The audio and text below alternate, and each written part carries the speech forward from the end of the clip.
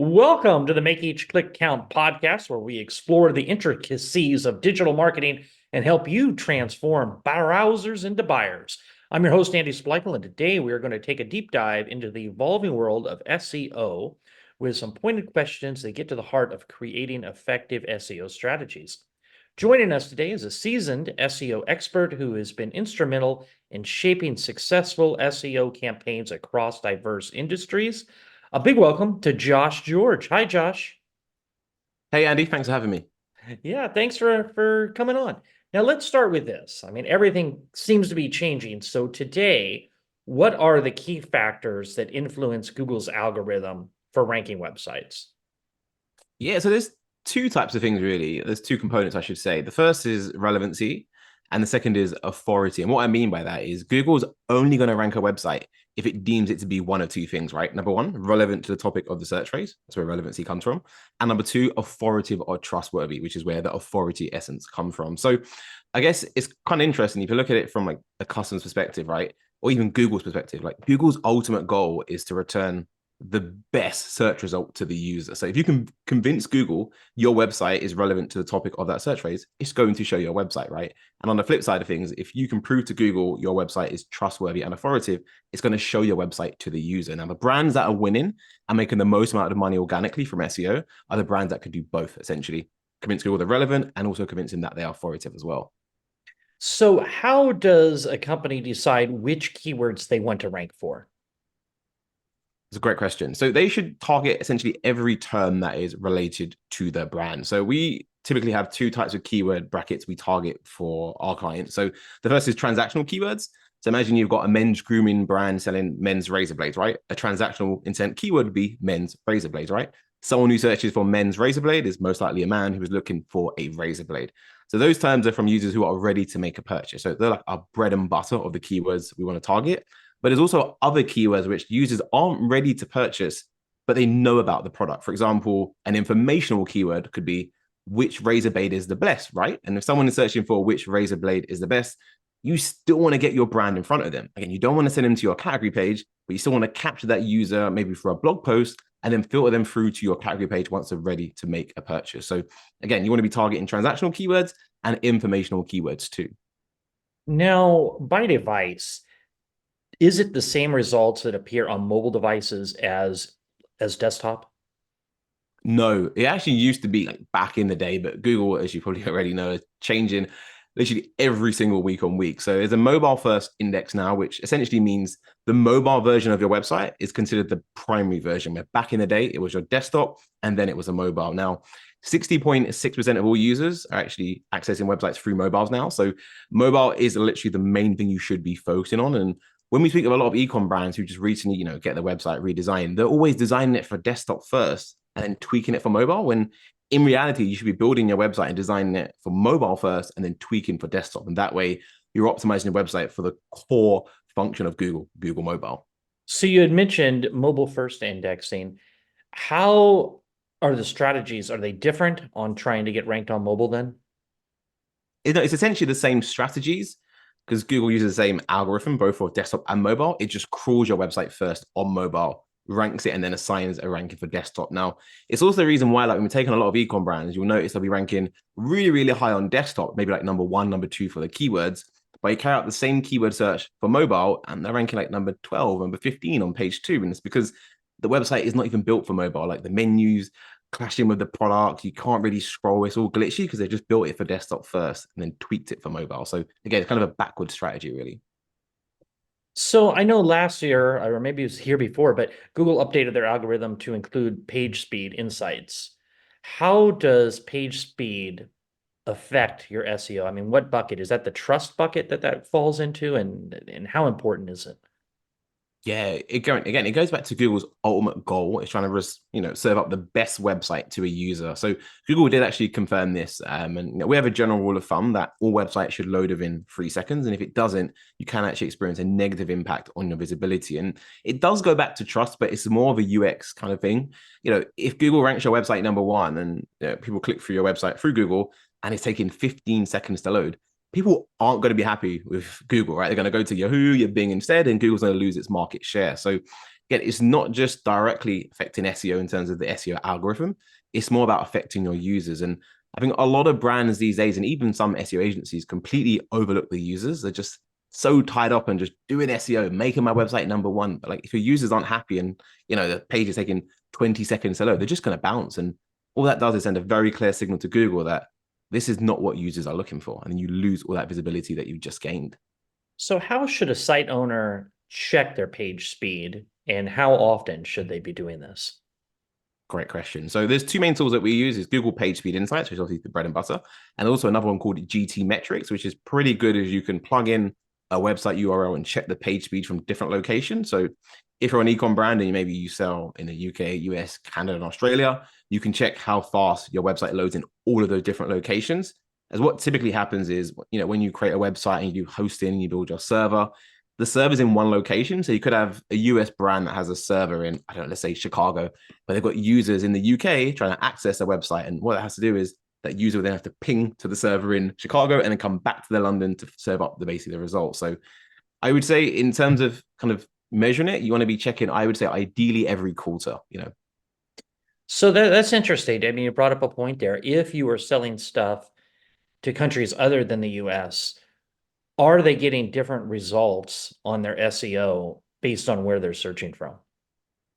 For most keywords, yes. For example, there's obviously English, British spelling, then there's American version, right? So if you're targeting both countries, you kind of need to decide like what kind of terminology do you want to be using in terms of English grammar across the website. And naturally, it's going to be very hard to rank number one in the UK and US for a term if you have different businesses in the UK and US that just maybe only sell in those markets, targeting the same terms. And again, it just goes back to Google's ultimate goal, right? To serve the user the best result. So if I go back to the original example of maybe men's razor blades, imagine you've got a brand in Canada that just sells men's razor blades, like they are dominating Canada and they are the brand to go to in Canada.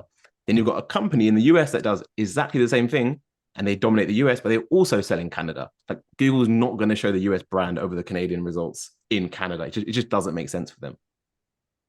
So let's talk about, I mean, you can't have an SEO conversation without talking about backlinks. I know they used to be really important. Then I heard they're not, and now they kind of are. I mean, where are you with backlinks? Yeah, interesting enough, we've actually seen from our own data from our in-house campaigns that backlinks are actually going from strength to strength. And I believe it's because AI is just becoming more and more popular. And what that means is people are using ChatGPT, they're using Claude AI, all of these AI tools, and they're just producing content at scale that's never been seen before. So if everyone's producing content and the content is somewhat quality because they're spell checking it, they're proofreading it, they're fact checking it, like who kind of stands out, right? If we've got the 100 blogs, he has 100 blogs, she has 100 blogs. Like the difference typically is going to be what site has the best backlink profile. And link building has always been one of the most challenging parts of SEO. Is there's so many nuances involved in it. So if you can really nail down your link building, get high quality links from high quality sites, that typically is going to be the deciding factor as to what site ranks above the other. And it's always like anything in life. It's always about quality over quantity. And one high quality link is worth way more than 1,000 low quality links. So how do you do that for your clients? What kind of backlink strategy do you implement?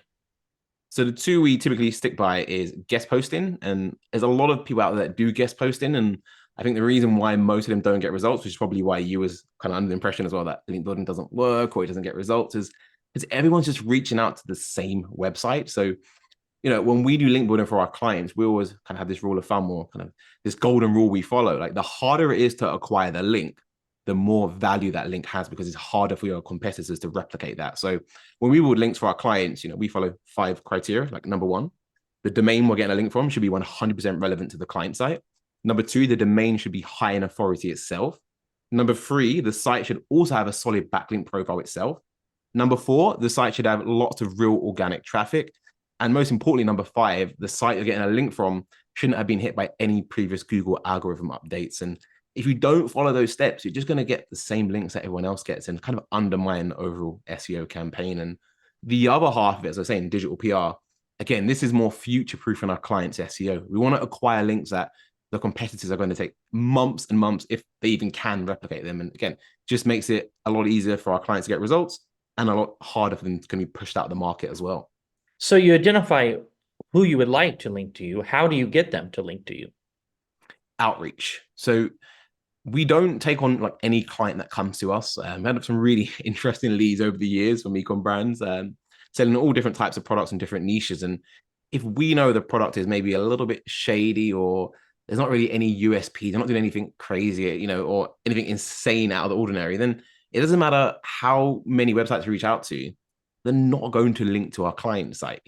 Sometimes it doesn't really matter, like I said, because you can pay your way and you can kind of pay these sites to link to your client site, which in reality, I'll be honest, like a lot of these link exchanges are typically, hey, you own this website, it's relevant to my client's website, I want to get my client featured, here's some money, again, just like sponsored ads really, and they will go ahead and link to your client. But there are some sites that it doesn't matter how much you pay, they will not link to the client site unless it's an exact relevant match and if it supports their brand as well. So if we can work with a client that is great in the industry, they've already got some authority, maybe they're running Meta ads, Google ads, it makes our process a lot easier to pitch that site to all of these other websites as well. And how do you find, I mean, is there a tool that you use that you're finding relative websites that you would like to link to your clients, or how do you even identifying them to start with? Yeah, so we do it all manual. I think it's the reason why we get such quality links. And if you use tools, which I won't name any, but if you use a lot of the most common tools out there, you're just going to do what everyone else does, which means you're going to be getting the same links as everyone else. So a good example of kind of what we do to find relevant sites is if we take on an ecom brand that maybe sells electric bikes, right? What we typically do is we search for an information related keyword. So maybe something like the pros and cons of electric bikes, right? And typically sites that are writing about electric bikes on that topic is somewhat related to electric bikes. So just by carrying out that search and looking at the first 10 results, or first 10 pages, sorry, the first 100 results on Google, you're going to find lots of relevant websites. Now, again, not all of them are going to say, yes, I'll feature your client and write about them, but this is where we have, like I said, 4 people full-time doing outreach, sending these messages. And we don't just email like most people, we email, we call, we message on LinkedIn, sometimes even X as well, like Twitter now. So it's just about taking a multi-channel approach to this to make sure you're increasing the chances of getting as many high quality links for your client as possible. And what's the success rate on your reach out to how many people answer you and say, okay, that'd be great? It's a good question. So I would say if we email 1,000 sites, again, it's going to vary per niche, especially on the price point of the e-com stores we work with as well. We email 1,000 sites, I think probably get sponsored about 30% of them, so about 300. And then out of that 300, I would say maybe 10%, like 30 links, I would say. Because a lot of sites you spend literally, I kid you not, weeks going back and forth on the topic. Again, some sites you can close within an hour, say, okay, my client, write about this, here's money, get it featured. But I would say 30% out of outreach, then out of that 30%, 10% we actually get a link secured. So we send thousands of emails every single week. It's actually insane. So, and when somebody comes to you guys, I mean, you mentioned they need to have a unique product, a unique selling proposition on their product. But I mean, what do you say? Okay, you'd be a fit for our agency. What do you look at to start with an SEO audit? Yeah, that's a great question. So typically we always carry out an audit on the first month of starting an SEO campaign. And the core things I see across most ecom brands is they have really poor optimization of like the page's HTML heading structure. So if we use an example of an ecom brand, maybe selling golf clubs, right? They haven't really optimized the page from an SEO standpoint because they don't really care if Google knows they're about golf clubs or not, because they're maybe running Meta ads or Google ads, right? They're paying for that traffic. So when it comes to trying to rank organically, there's literally no relevancy whatsoever. And it touches back to the first one I mentioned. Relevancy is so important. If Google doesn't know what your page is about, it's never going to serve up your results when users are searching for keywords related to the products you sell. So poor optimization, no H1, no page title, no meta description. The core basic things is what so many brands overlook. And we run an audit and we basically look at all the page structures, H1s just per day, the first month of the campaign. So we find this stuff very quickly.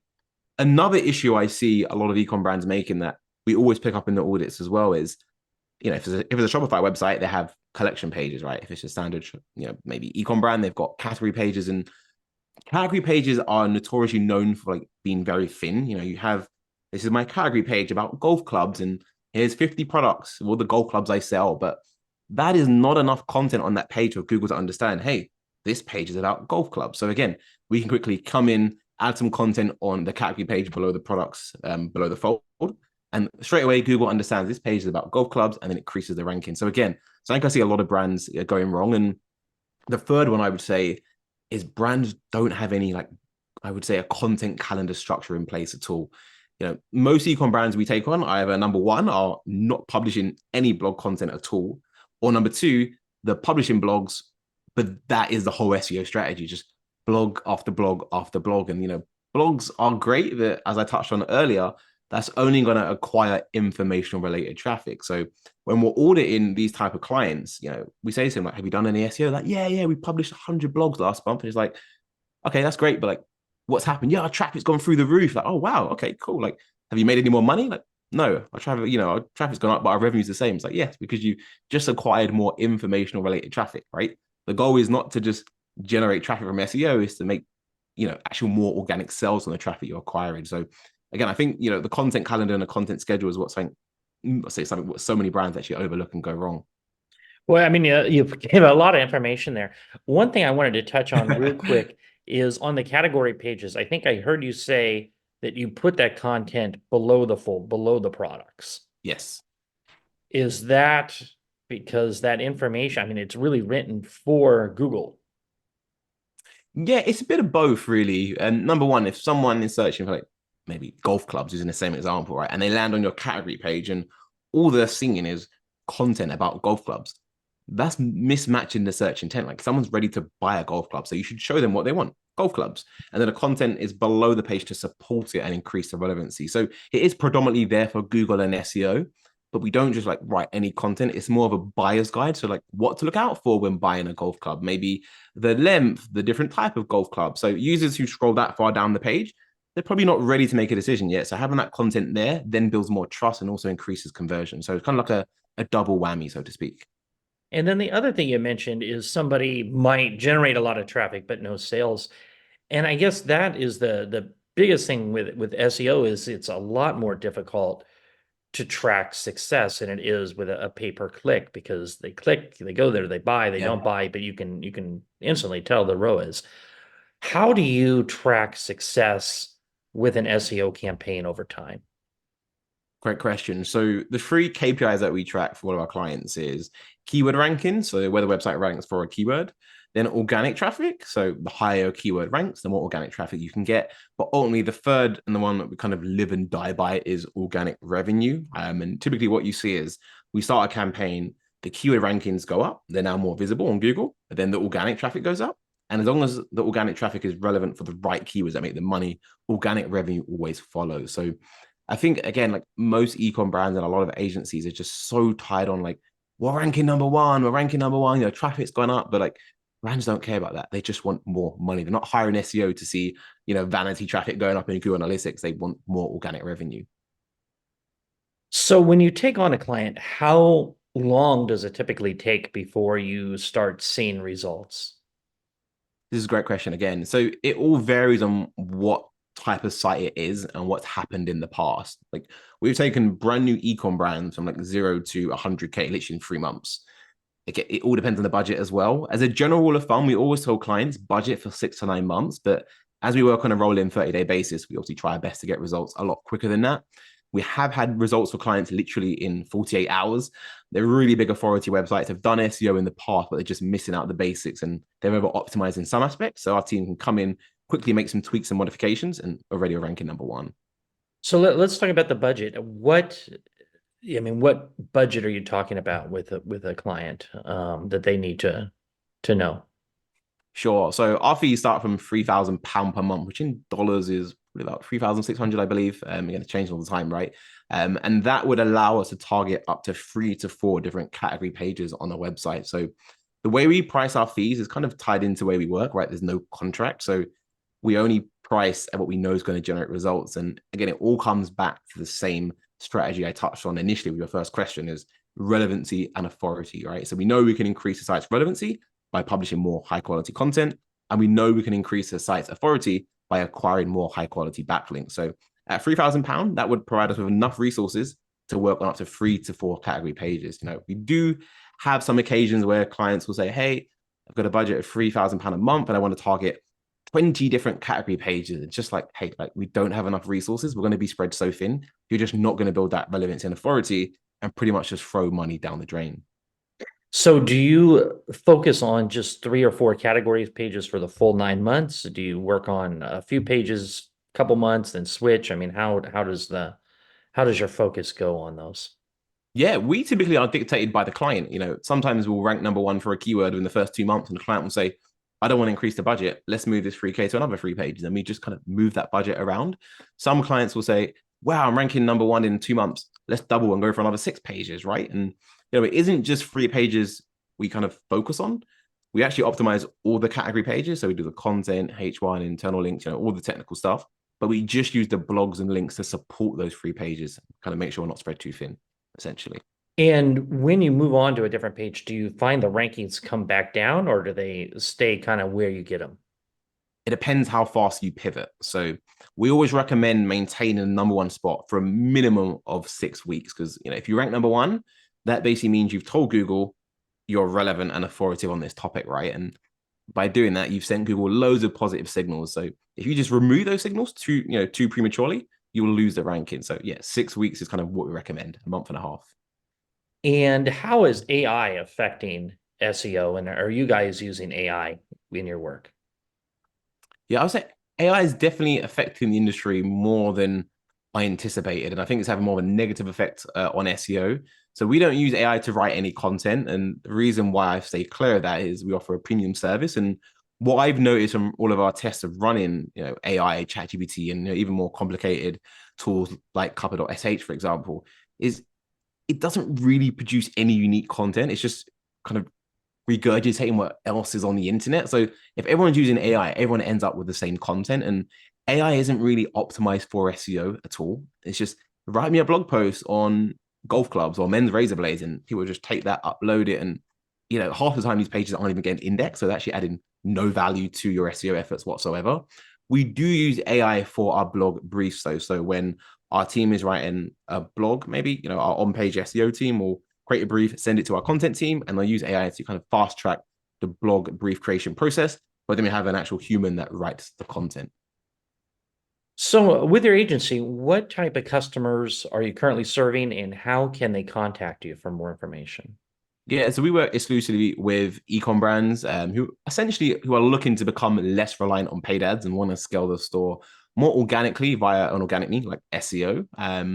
So yeah, if that sounds maybe someone like you, if you're listening to this call, you're an ecom brand, then obviously I would invite you to book a free discovery call with us where we're happy to show you where exactly you're going wrong on the call. And we can also explore your brand's potential for organic growth as well. And I mean, if it makes sense to work together, great. If not, no hard feelings. We'll leave you with more knowledge than you had before you joined the call. And are most of your clients US based, international? Where are most of your clients at? Yeah, fun enough. We're actually a UK agency, but 70% of our clients are in the US, I would say. Like our least amount of clients are probably in the UK. I feel like brands in the US, there's just a bigger market. There's more money to be made.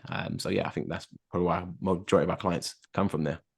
Well, this has been great. Is there anything else you would like to add before we wrap it up today, Josh? Yeah, I would say if you guys want to stay up to date on what's working in the e-commerce SEO space, then obviously feel free to follow me on Twitter, or I should say X. I'm very active on there, always publishing case studies. My X handle is _Joshua SEO. Well, this has been great. For listeners, don't forget to check out Josh by going to www.clickslice.co.uk. Thanks for tuning in and make sure you subscribe for more insights on mastering the e-commerce world. And if you enjoyed this episode, please go to Apple Podcasts and leave us an honest review. That's it for today. Remember to stay safe, keep healthy, and happy marketing. And I'll talk to you in the next episode.